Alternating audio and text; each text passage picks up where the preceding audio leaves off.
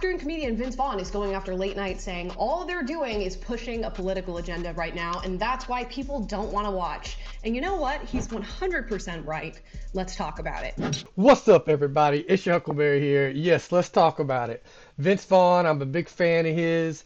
I saw this clip that he was on the Theo Vaughn podcast, and he had said some things. Don't know what he said or anything yet, and I damn near clicked it the other day to watch it just on a whim, but then I got sidetracked. Now I see that Amala has done a video about it, so because I value her input and I like watching her channel, I'm just going to react to her talking about the clip instead of directly the clip itself. But Vince Vaughn is an OG. He is a great comedian. Started off with Jon Favreau with, what was it, Swingers, which is a great movie back in the day.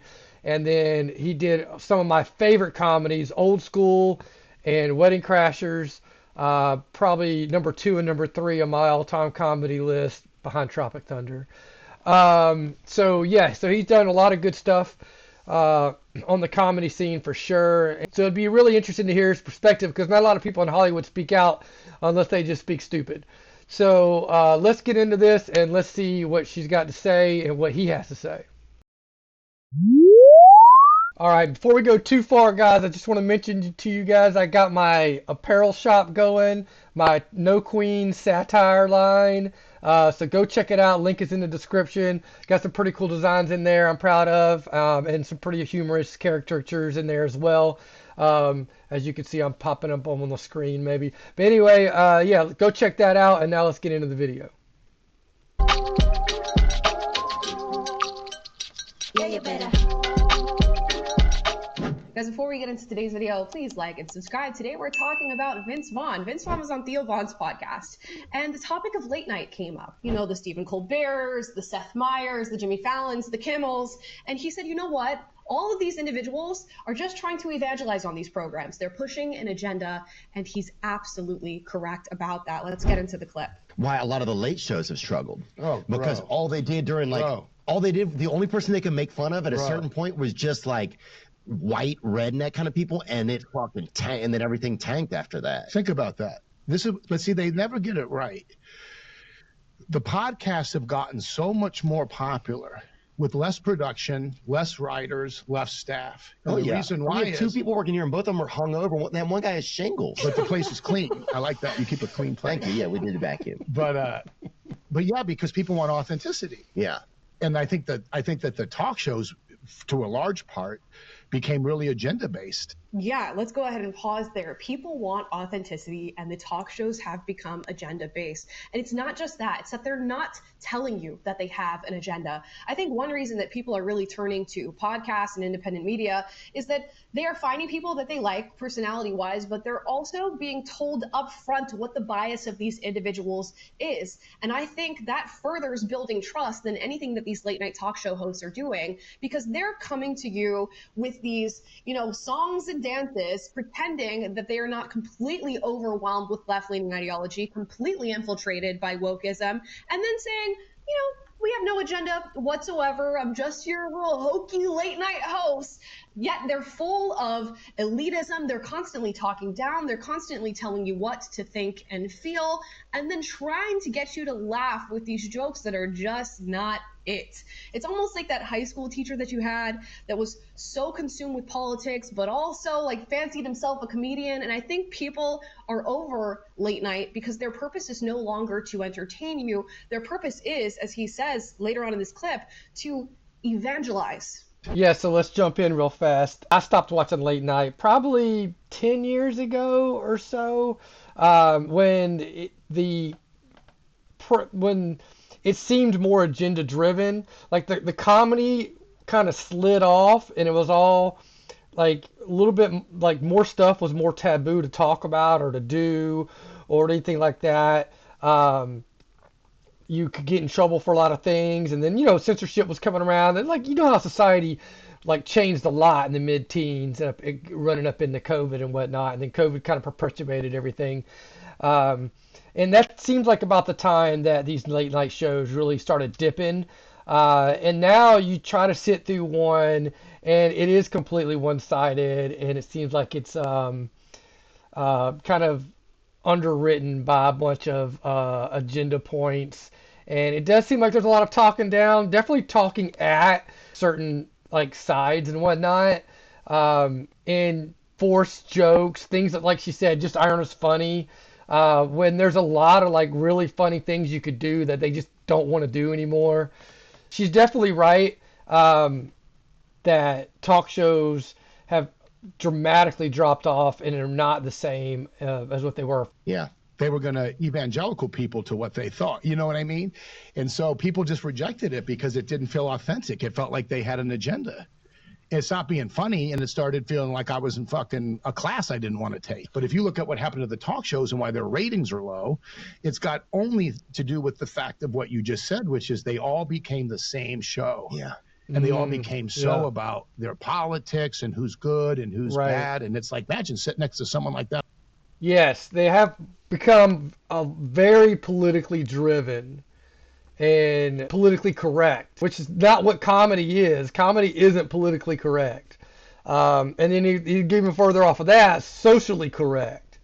There's definitely been a stray from the pureness of what comedy was in its best form, like Tropic Thunder, I mentioned earlier. Their politics and who's good and who's bad. And it's like, imagine sitting next to someone like that on a fucking plane. Oh. Bro, you'd be like, how do I get out of this fucking seat? I would fart right next to him. Holy cow. You fart your way out of it. Yeah, I would. Oh, I would for sure. And I'm fucking sorry. Skunk up. You know the skunk's the king of the jungle. Okay, guys. Yeah, we don't even want to be around these people on an involuntary basis. Think about being stuck on an elevator with somebody who has TDS, or stuck on a plane, he says, sitting next to somebody who has this sort of agenda and is just talking at you, telling you what to think and feel. Now you want people to voluntarily tap into a program like that and watch? It's just not happening. And that is why people are leaving legacy media and turning to independent media. And I was racking my brain thinking of all the different late night hosts that I've seen over the years. You have Jimmy Kimmel, you have Jimmy Fallon, Jon Stewart, Seth Meyers, Trevor Noah, James Corden for a little bit there. All of them leftist politicians, really, at the end of the day. That's what they're pushing forward in their programs. And we've seen over the years them really step in it when it comes to certain things that they're trying to push on especially their programs. Kimmel. And I think largely the public is waking up to late night and realizing that they are just an extension of leftism and left-leaning politicians. And that honestly, they're not that funny. Here's a clip from Stephen Colbert, and we'll remember this during the whole COVID-19 pandemic when the vaccine was just coming out, where he was telling everybody to get vaccinated while also being sponsored by Pfizer. Here's his The Vaccine.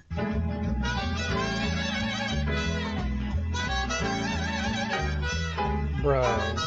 Okay, so a bunch of theater people dressed up as literal jabs dancing with Stephen Colbert, and you guys think these people aren't just bought and sold on any given day with every single take that they're giving you? It is getting quite ridiculous.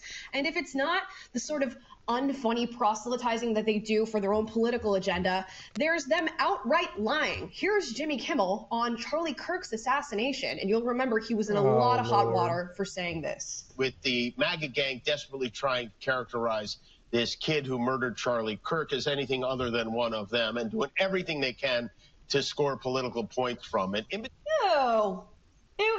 Considering it's not the truth. And it's so clear what the agenda is. It's so clear. Kimmel is the worst. Oh, he is the worst, man. I used to really like that guy. Man, what a nosedive he's made.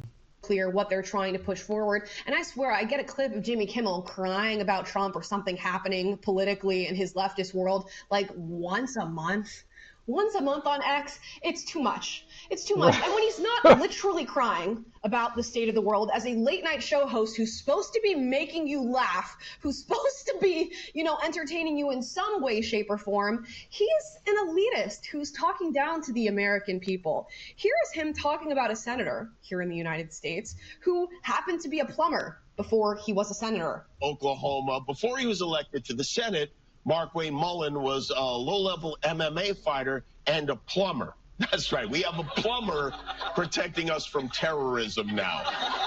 It worked for Super Mario. Why not, Mark Wayne? Huh?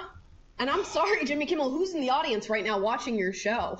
Are there not like service people all across the United States from different occupations here in this country, and you feel that you have the audacity in you to make fun of the fact that somebody was a plumber before becoming a senator? Is that not what the American dream and really the foundation of this country is about? Being able to chase your dreams in whichever way they show up. And yes, it could show up in the form of being a plumber, and I assume he's somebody who uses a plumber. I don't think he just wanted to use the Mario line. Anything in decades, if ever. But there's the elitism that you get from late night TV now, where they feel the need to not only talk down to you, but to tell you how to feel about any given subject matter, and especially politics. And of course, there's the Trump derangement syndrome that is just ever present on all late night. Here's Seth Meyers with his Trump impression. Oh my God. I still love that thing where he's like $1.97, $1.92, and like we're all impressed he can keep coming up with numbers under $2. Ha ha ha ha ha ha ha, so funny, so funny. And it does feel like you could take, as Vince Vaughn says, any of these shows and swap them out for one another, and you're watching the same thing. I could just overlay these clips or play the clips for you with a little bit of voice distortion, and I bet we wouldn't be able to guess which late night host is actually responsible for the clip I'm showing you, because all of the shows are absolutely the same. And when they're pushing a certain message, they do it so blatantly, so unabashedly, that they don't even care if they're being called out on it. And we've seen this in multiple reports where people have done deep dives into late night shows to see which guests they're bringing on to show the American people, supposedly. And it's overwhelmingly left-leaning politicians and pundits. According to Newsbusters study, 99% of the political guests were on the left, matching the result for the last 6 months of 2024. The guests in grand total on these shows were 106 liberals and Democrats compared to 1 conservative.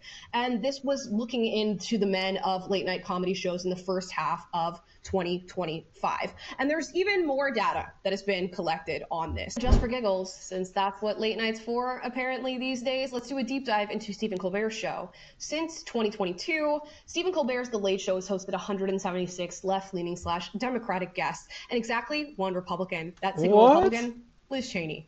Okay. In the first half of 2025 alone, Colbert booked 43 left-leaning political guests and 0 conservatives, more than any other late-night host. Cumulative tracking since 2022 shows 511 liberals versus 14 conservatives overall. And for that cumulative tracking, we're including shows like Seth Meyers, that can't be Fallon, incidental, Stephen Colbert, and Comedy Central's Late Show. So yeah, if you feel like late night should really be called leftist late night, you're definitely onto something, much like Vince Vaughn is onto something in this now super viral clip. They get up every night, they do their monologues, they bring on their guests, and they're essentially telling you left good, right bad, over and over and over and over. And then they throw in a few jokes to make the audience clap within their little echo chamber, and then they do it all again the next night. And guess what? People are tuning out, moving in other directions, and rightfully so. So yeah, late night is dead. But it could be revived, but not without a complete overhaul of all the ideologues that are working behind the scenes to push their agenda to you on every screen as much as they possibly can each and every night. Guys, those are my thoughts on what Vince Vaughn had to say on the Theo Vaughn podcast regarding late night shows and their agenda. I'd love to hear your thoughts in the comments down below. And I'm sure we have some viewers who were watching late night when it wasn't this way. As we mentioned, it's definitely something that was more of a staple to watch at night, and now it's very rare at all. I think actually the only time I ever see any late night stuff at this point is when something gets clipped and put on, YouTube or whatever. It's not worth staying up for anymore. Perfect example of how one-sided it is the guest, the politically given guest list that she just gave us. 511 versus 14, 511 Democrats versus 14 Republicans. I mean, that's definitely not right in the middle. That's definitely not trying to reach out to, every American or even your Americans in the middle. That was kind of astonishing, actually. I would have imagined that the number would have been swayed a little bit, But I would have thought it would have been like, 400 to 50 or something, not 500 to 15. That's a ridiculous amount of sway. But yeah, Vince is right, and I'm always right, and and Theo's right. They're all right. It's a big nosedive for late night. If I'm gonna be up that late night, I'm dooming on YouTube, just watching videos. I ain't even trying to switch over and see what any of those people are trying to talk about. And Kimmel is definitely the worst. I can't even really handle Kimmel anymore. Like, even clips that should be funny just aren't funny to me anymore, because it's Kimmel, and that's kind of sad too. That's how much he's rubbed me the wrong way. But anyway, guys, I appreciate you stopping by and watching this video of Amala about Vince on Theo's podcast. Give me a like down below. I would appreciate it. You're Daisy if you do. And we will check you next time. Peace!